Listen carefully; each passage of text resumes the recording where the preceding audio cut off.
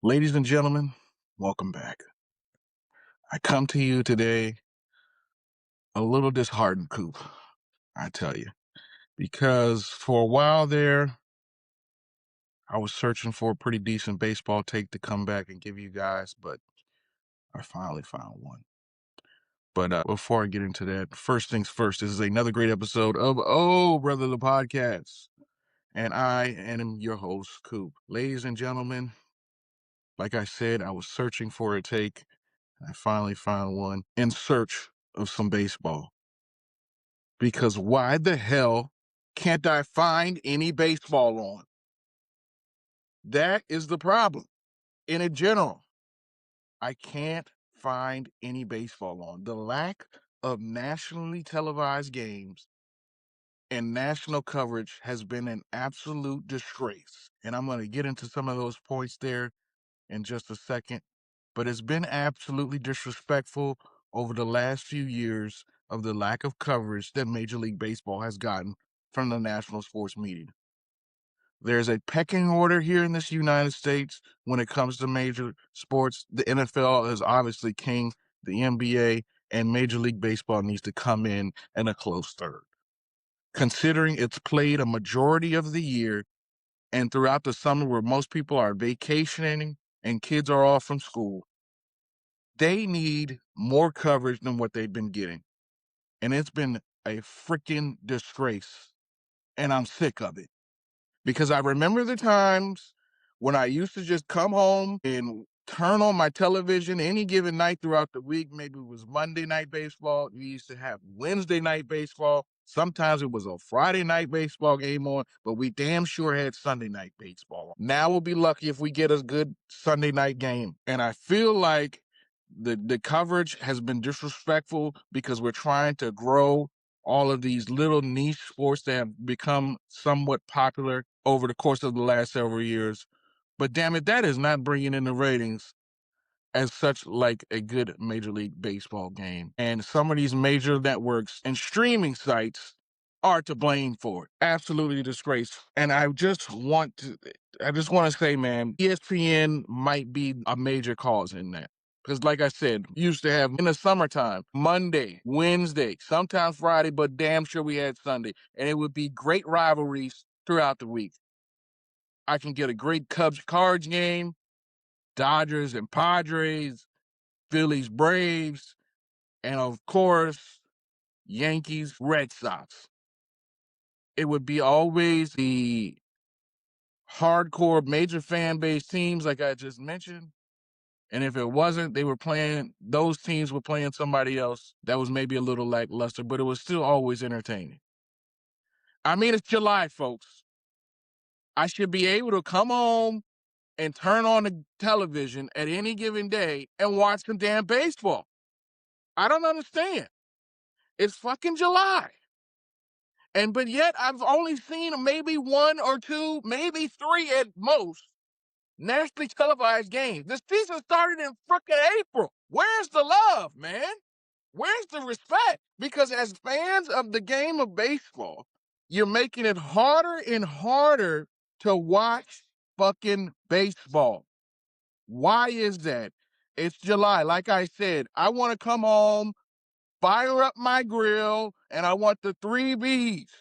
And that's brews, brats, and baseball, dog. I should be able to come home, fire up the grill, get the glizzies going, and have a nice cold beer and have a ball game in the background. That's what I want to see. I want to see Jacob Mizorowski leave his UCL ligament on the mound as he blows 105 on the corners past 14 straight batters. I want to see Junior Cabanero go for his 14th home run in as many games. I want to see Tyreek Scoober mow down 14 straight Angels hitters as he cruised to another quality start. I want to see Aaron Judge hit a ball damn near 500 feet, maybe in the orbit, as my dad questions whether or not he's on steroids or not. That's baseball. That's exciting. That's what we got going on this year. But yet, we've got everything else but baseball. It's fucking ridiculous. The disrespect that Major League Baseball has gotten over the past several years. They've done everything right in terms of the rule changes and shortening the game and making it that much more exciting, but yet we've seen less and less of this game that I love. We've gotten bigger bases. We've instituted the pitch clock, so where batters and hitters aren't taking forever in between pitches. Games don't last 3 to 4 hours. They're over 2.5 hours now. Baseball is the only major professional sport where it's easier to get a ticket and go to the ball game than it is to turn it on your television. Before the All-Star break, the Yankees were in town right here in D.C. So I was off, thankfully, got my black ass up at 10 o'clock in the morning, bought a ticket at 10:30, got my black ass on the metro and got down to the ballpark, hit happy hour before the game, got a few brews in, and enjoyed myself dearly. Yankees and another comeback win in the ninth inning to sweep the Nationals here. Why is it easier to do that than to get the game on television? Bring back cable television, because I'm sick of having to navigate through 3 and 4 and 5 different fucking streaming sites in order to get a ball game. And then you got to deal with the alternative.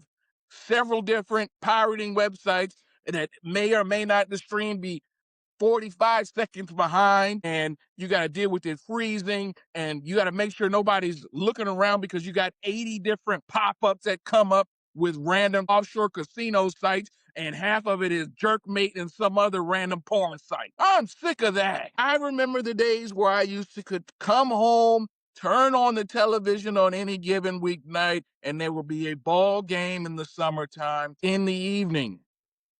Baseball's on all day pretty much throughout the week.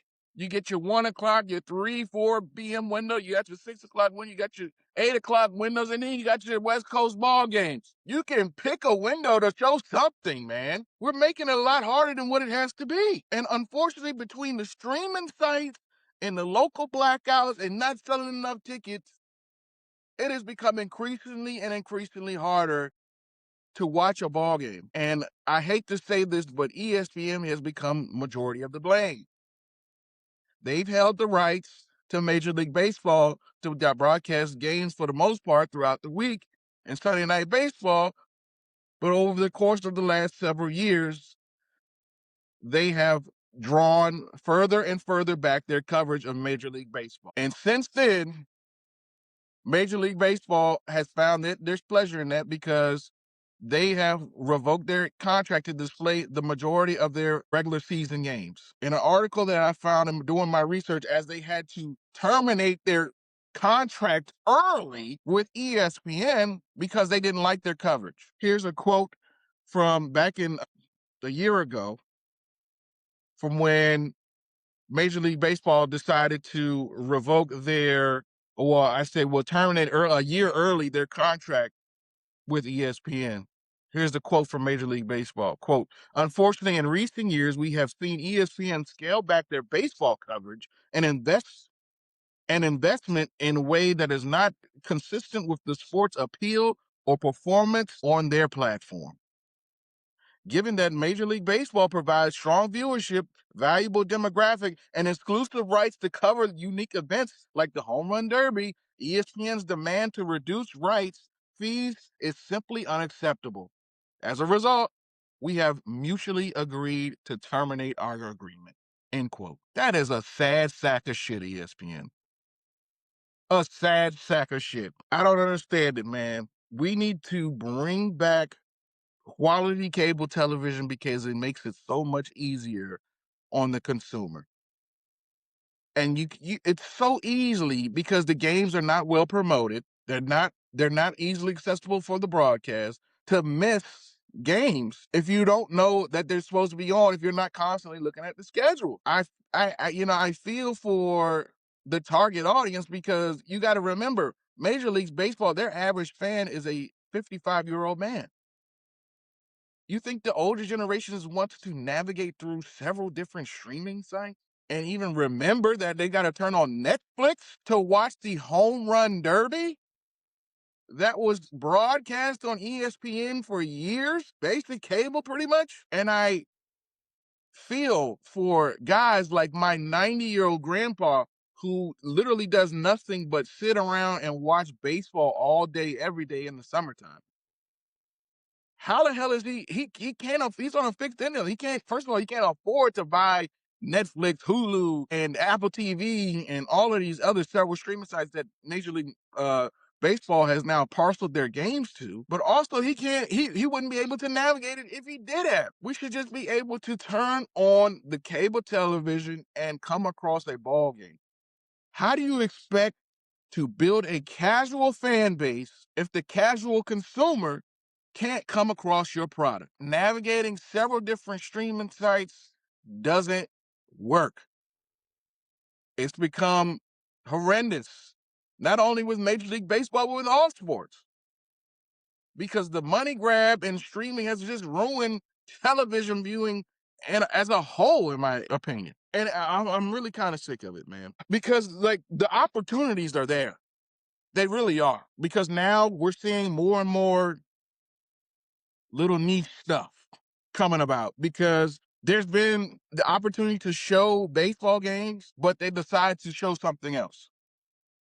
Here's a list of the different sports that I've seen on through the different TV affiliations, ESPN, Fox, NBC, the guys that have the rights to display baseball games and are contracted with Major League Baseball to display those games. Here's what I've seen on those respective channels instead of Major League Baseball. And that's no disrespect to these people, because I know that they work on their craft and they worked hard to get to where they at and to have these opportunities to display on television. So there's no disrespect to them, but this is America, man. And there's a pecking order when it comes to professional sports. It really is. Like I said, NFL is king, NBA comes next, and baseball should be right there. And hockey's a close fourth. That's just the way it's been. That's always how it's going to be. And I understand other sports and stuff is growing rapidly with certain things, but listening to this list of stuff that's been on instead of baseball, dog. And like I said, no disrespect to these people in their craft. I understand, but let's be for real here. First things first, horse racing. Are we watching horse racing really on television? Men's and women's soccer. Oh, brother, I know we just had the World Cup and people are all excited because we were the host country, and the United States men's team was actually pretty decent this year, and there was a lot of hype around that. But we're not watching regular men's and women's Major League Soccer. We don't give a damn. We call it soccer while the rest of the world calls it football. Let's keep it for real. Oh, brother, parasailing. You putting a camera on a fucking boat? How do you even cover that? That has literally been on instead of baseball. What are we doing? The Westminster Dog Show and dog racing. Oh, brother, we've had NASCAR and F1 racing. Understandable. They still have a decent target audience. Okay, whatever. Cycling in the Tour de France? Are you kidding me? The Tour de France? The Tour de France hasn't been relevant since Lance Armstrong, and he was chock full of steroids, the most forgotten superstar athlete of all time. Oh, brother.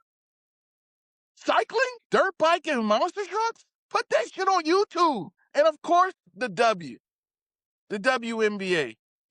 They finally made a profit last year. They're steadily growing. Caitlin Clark is bringing them along, and some other superstar athletes, but it's just not my cup of tea, man. Me personally, I don't like 13 missed layups in a game and the most exciting play being a fast break layup. I'm good. What are we doing here, man? There's no way that I should have to, the equivalent of league pass or the NBA ticket, which is MLB.TV, should be behind two paywalls? Two. Not only do you have to buy the MLB TV package, but in order to gain access to that, you have to be an ESPN Unlimited subscriber, would cost you an extra $30 a month to have. Are you kidding me? People aren't desperate like that to watch baseball. They should have to come across and be like, oh, baseball, let's just watch that. It's a casual bypassing sport. That's why it's on all day, every day. But for a fanatic consumer like myself, I should be able to find it easily. I shouldn't have to go searching for it. Baseball is America's pastime, but it's quickly becoming a sport of the past.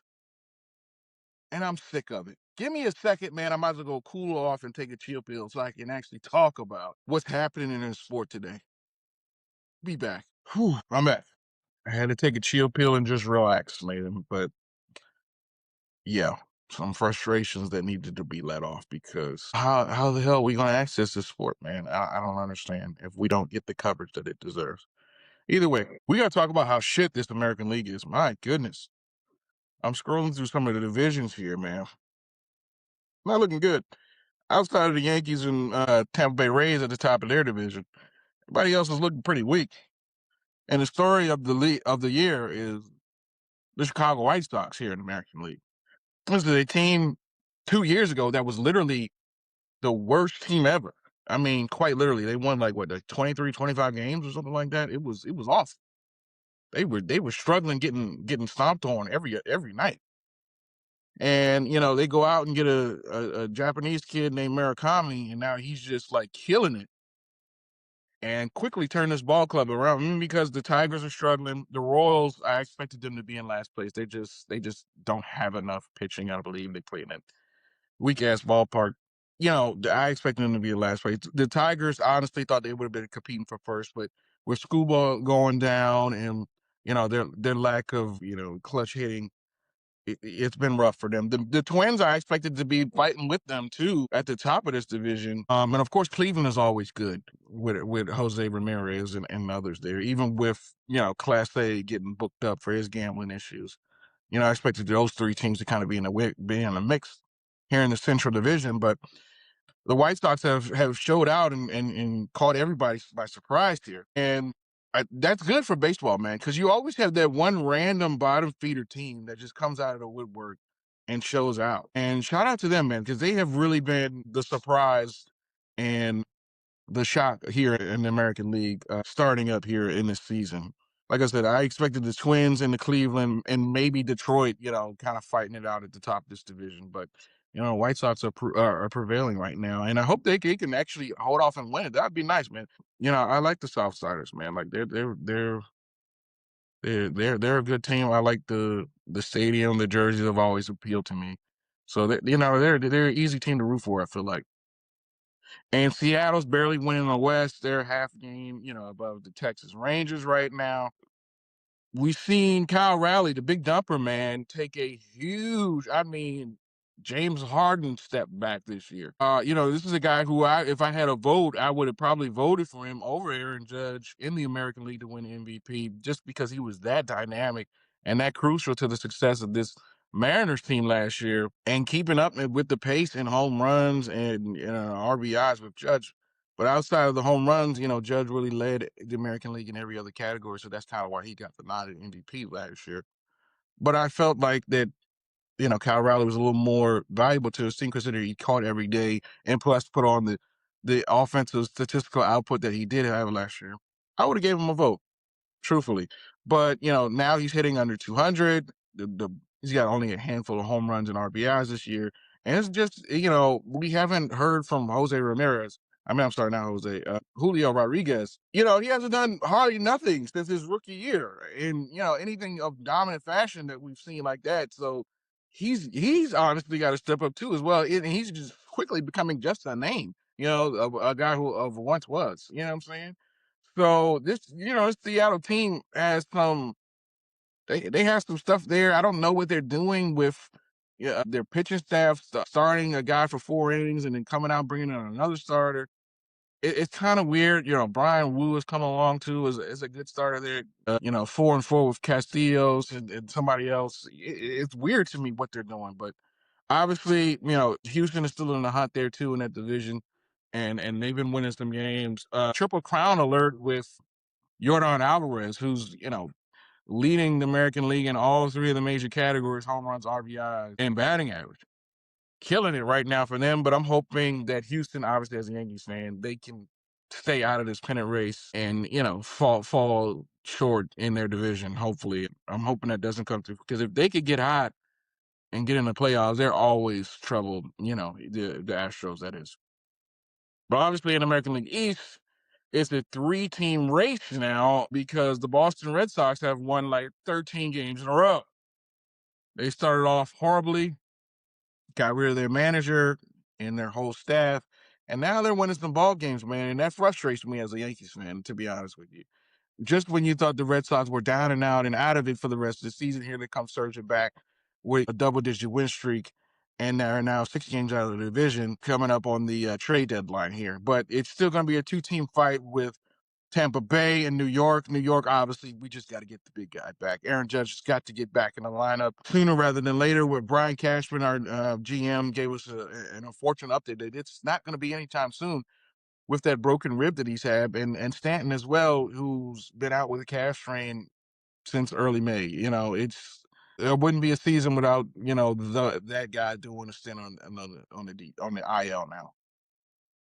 It's unfortunate, but the Tampa Bay Rays are just one of those have become one of those consistent ball clubs who just know how to get it done with a little bit of talent that they have, and just ek out win after win after win, and good season after good season, and just stay competitive year after year, similar to what the Cardinals done, even after they let go of their superstars, even after Pujols left, and even when they had Goldschmidt and Arenado, those guys have gone, and they had a couple down seasons, and consistently fought back and be in the division hunt every year. You got to commend teams like that. They're just always in the hunt. And in the National League, man, it's always the Dodgers, right? They're killing it. They're winning their division by 11 and a half games. The Arizona Diamondbacks are the second place. They're 2 games over 500, but they're 11 and a half games back. And they're missing half of their pitching staff, but they're still whooping ass. They're just chock load of too much talent. They've got an all-star at every position and multiple on their pitching staff and in their bullpen. They're just too good, man. They're just too good. They have the budget to blow everyone out of the water. And of course, they have the best player on the planet right now in Shohei Ohtani. You have future Hall of Famers in Mookie Betts, Freddie Freeman at first, and of course, multiple aces in your rotation, half of which were out right now, but it doesn't matter. They're still getting the job done and blowing through everybody. Now, as I stated earlier in my rant, Jacob Mizorowski here for the Milwaukee Brewers has been sensational. He's been blowing fastballs by everybody he faces. He's topped 105 and has been this close to passing Aroldis Chapman to the fastest pitch ever recorded in Major League history. I mean, this guy is absolutely fantastic. He's been an amazing prospect coming up through the ranks, and now he's been dominating Major League Baseball here. And that's kind of given the Milwaukee Brewers, who are another one of those teams who are constantly fighting for a division title and in the hunt just about every year. Christian Yelich has come back to his MVP style performance and has simply elevated this squad back to its heights. The Cubs are fighting, but it's looking like they're going to be the odd man out. And the Braves got off to a hot start here in the National League East, and just have coasted here. But the Phillies are making their way back because they also fired their manager and their staff. And just a new voice has given these guys life. And of course, you're going to have plenty of home runs with Schwarber and Harper, and Trey Turner is getting it done. But like, their pitching has been elevated. I feel like their bullpen has been a lot better.